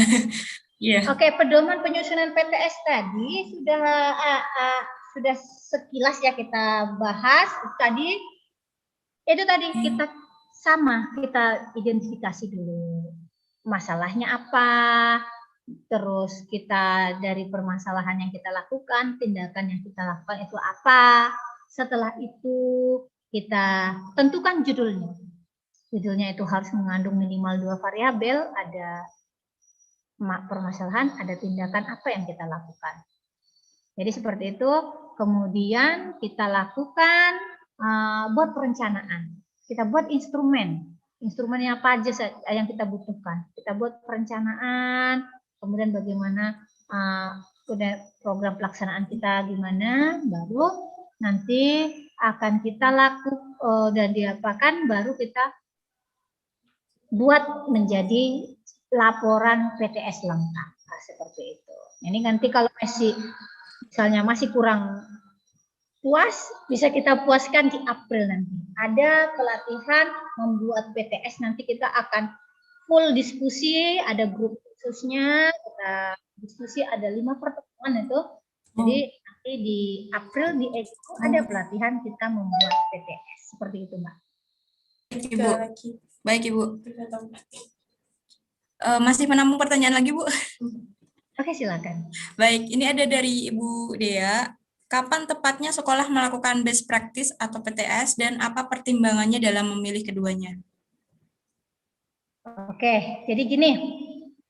Kalau misalnya kapan kepala sekolah itu bisa dikatakan dia melakukan best practice, kapan dia melakukan PTS. Sebenarnya Bapak Ibu, kalau kita menentukan untuk best practice, kalau memang kita rasa tindakan yang kita lakukan ini akan memberikan dampak yang positif, ya kita buat aja best practice.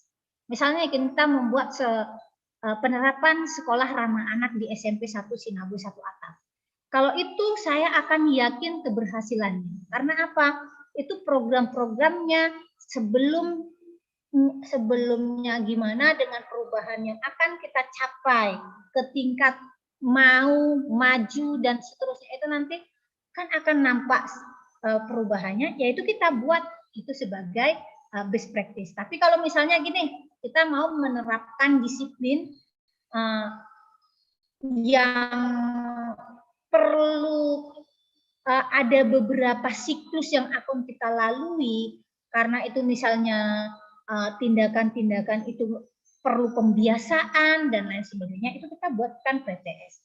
Kalau misalnya punya sekali jalan tap selesai, seperti penerapan SRA misalnya, kemudian penerapan adiwiyata atau bagaimana sekolah adiwiyata gitu kan, itu kita pakai aja best practice. Tapi kalau misalnya penerapan disiplin, itu kita kan perlu ada perlakuan atau tindakan-tindakan yang bersifat muter, bersiklus seperti itu. Jadi diulang, nah seperti itu. Jadi itu kita buatlah PTS seperti itu. Baik Ibu. Ibu, ini ada pertanyaan di kolom chat dari Ibu Uti Sakila, bertanya mengenai Informasi yang saya dengar tadi bahwa PTS biasanya ditulis atau dibuat oleh kepala sekolah atau pengawas, dan PTK ditulis atau dibuat oleh guru. Yang ingin saya tanyakan, kalau best practice itu apakah bisa ditulis oleh guru atau kapsek saja? Oh, kalau untuk best practice semua kita bisa menulis. Guru bisa buat best practice, kepala sekolah bisa buat best practice, pengawas juga buat best practice. Dan sekedar informasi saja, dan yakin Bapak Ibu yang lain juga sudah tahu bahwa untuk bisa ikut guru berprestasi, kepala sekolah berprestasi, dan pengawas berprestasi, kita semuanya wajib ada namanya nanti penilaian best practice seperti itu. Jadi ada 3 itu biasanya, ada tes tertulis, ada portofolio, dan ada best practice nanti yang ditampilkan seperti itu. Jadi kalau best practice kita semua bisa buatnya, kita wajib buat itu. Baik, ini ada pertanyaan lagi Bu dari Bapak Ihwanuddin. Penulisan PTK atau PTS sudah diatur dalam buku 4 Permendikbud 35 tahun 2010. Meski sudah sesuai juknis, namun kenyataan untuk mendapatkan angka kredit tidak semudah yang dibayangkan, karena beda tim penilai, beda pula sudut pandangnya. Lantas bagaimana cara mensiasati hal ini? Nah, kalau itu kan yang penting gini Bapak, kalau kita sudah sesuai dengan yang ada di petunjuk buku 4, tapi misalnya kita masih juga ditolak oleh tim penilai, gini aja kan, kita ditolak, kita tanyakan apa alasan penolakan kita. Nanti di buku 5 itu akan ada muncul bagaimana cara mengatasinya itu gimana. Nah, jadi kita lihat catatan dari tim penilai itu apa.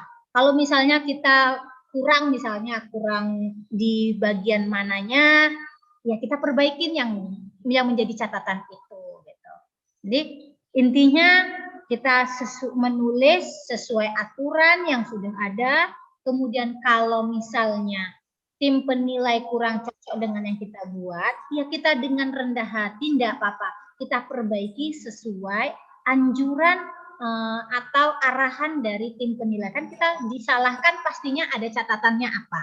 Nah, catatannya di sini kurang begini, kurang begini. Kita ikutin aja seperti itu. Baik, Ibu, ini ada pertanyaan dari Ibu Reni juga. Dalam satu semester, berapa best practice dapat dibuat? Kalau PTK yang saya tahu 1 buah atau per semester. Lalu bisakah penulisan best practice diselesaikan secara tim? Seperti itu. Baik, terima kasih. Kalau apa tadi yang pertama ya? Yang pertama tadi apa Mbak? Dalam satu semester berapa best practice yang dapat dibuat?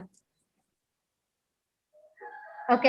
Jadi dalam satu semester ya kita supaya hasilnya bagus, kalau bisa dalam satu semester 1. Tapi kalau saya planningkan atau programkan, dalam 1 tahun kita buat 1 saja sudah bagus tuh. 1 best practice kita buat, 1 PTK kita buat, 2 PTK dalam 1 tahun, udah banyak itu Ibu angka kredit kita. Jadi saya rasa kalau untuk mencari namanya juga best, berarti dari sekian banyak tindakan hanya kita ambil 1 tindakan yang paling baik. Jadi saran saya kalau untuk best practice usahakan 1 tahun 1. Tapi kalau misalnya kita udah buru-buru terkejar mengejar angka kredit untuk kita buat 1 semester 1 juga boleh. Tapi sebenarnya sih setahu saya tidak ada batasan. Tapi untuk bagusnya lah yang namanya sesuai dengan judul best practice, berarti yang benar-benar best lah yang kita tampilkan. Nah, seperti itu. Terbaik. Kemudian tadi, ya yang terbaik. Yang kedua tadi apa pertanyaannya Bu? Lupa saya. Yang kedua, bisakah penulisan best practice diselesaikan secara tim? Secara tim. Kalau setahu saya itu tidak, sendiri-sendiri buatnya. Nah, seperti itu Mbak. Oh, baik. Baik Ibu, untuk sesi pertanyaan sudah dicukupkan. Dan ternyata pelatihan ini sudah masuk ke penghujung acara. Ya, baik. Terima kasih Bapak Ibu yang sudah bergabung, baik yang ada di Zoom maupun di YouTube. Semoga ilmunya bisa bermanfaat. Amin. Ya, dan terima kasih juga kepada Ibu Supiani selaku pemateri yang kita luar biasa sudah memaparkan materi mengenai best practice dan PTS ini. Gitu. Jika ada pertanyaan yang lebih lanjut, mungkin Bapak Ibu bisa mengikuti pelatihan PTS yang akan diselenggarakan bulan April ya Bu ya? Iya, benar. Iya, gitu. Saya akan kembalikan ke MC, host oleh Mbak Rahma. Ya, baik. Terima kasih Mbak Susi atas waktunya dan kesempatannya. Dan saya mengucapkan terima kasih sekali untuk Ibu Supiani yang telah memaparkan materinya. Kita bisa banyak sesi tanya jawab juga ya Bu. Ternyata peserta juga sangat antusias nih, pengen tahu lebih banyak tentang PTS dan best practice. Dan tak lupa juga saya mengucapkan terima kasih banyak kepada Mbak Susi yang sudah memandu jalannya acara diskusi untuk siang menuju sore hari ini. Nah, saya juga ingin mengingatkan untuk mengisi post-test yang linknya sudah kami bagikan di channel Telegram. Nah, ini ada informasi penting Bapak Ibu. Bagi Bapak Ibu yang mengisi post-test, akan mendapatkan promo spesial, diskon 50% di dalam kegiatan diklat penggunaan Google Site di akun Belajar ID untuk konten pembelajaran.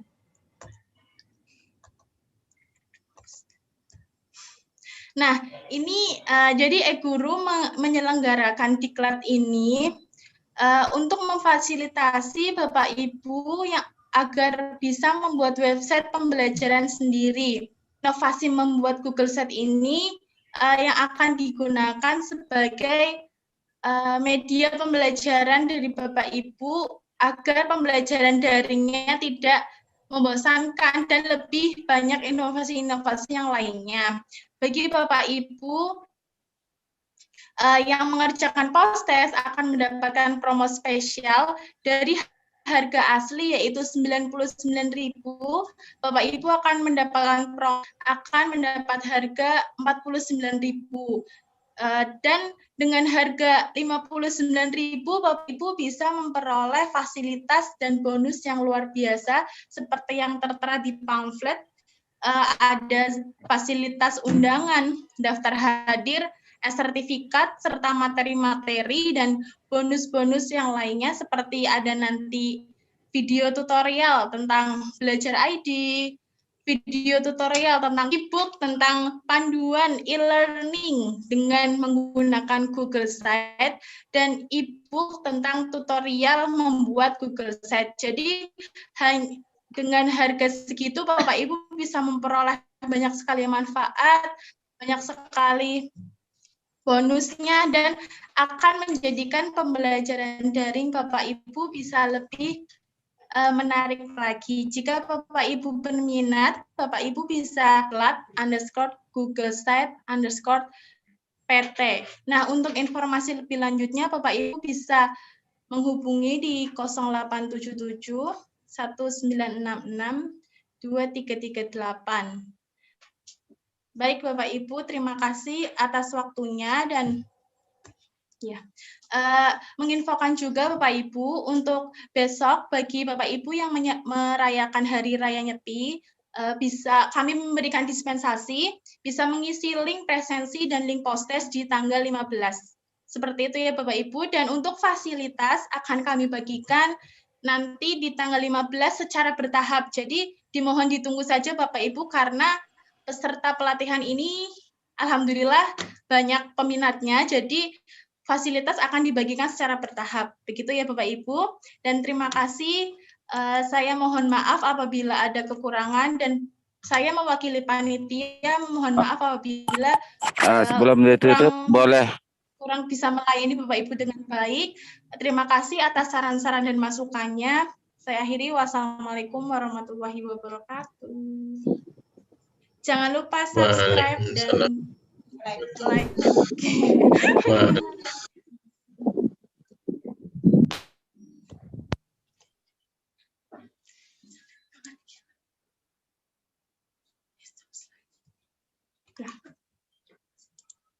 Terima kasih Bu Supiani. Oh iya, Sama-sama. Ya aku semua eh.